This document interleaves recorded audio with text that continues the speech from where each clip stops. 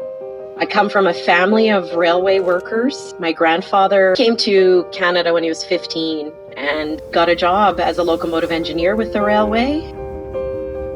He had so much passion for the railway that, it obviously got in our blood. Well, the railway is what connected Canada. It's a very large country, and Canadians rely on those services.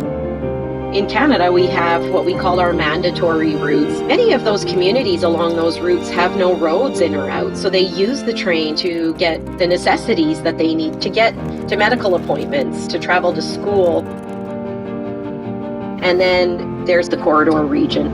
The corridor is the most profitable region because it's utilized the most, because of the ridership, because of the investment. It's that profitable piece that funds the other lines, that sustains the mandatory routes. And that's the region that the government is attempting to privatize.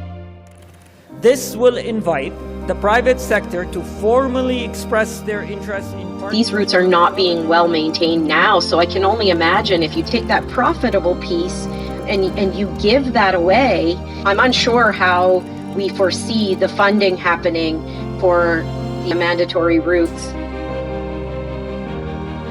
My real fear is that people will stop using it entirely because it's ragged, and the government will abandon it. This is a country that was built on the railway.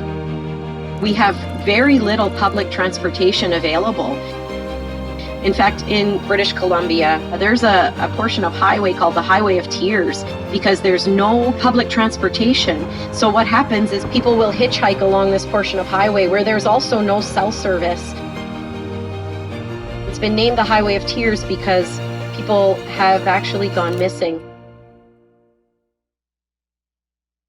They're hitchhiking along this highway because there's no public transportation to get them from point A to point B. They have no choice.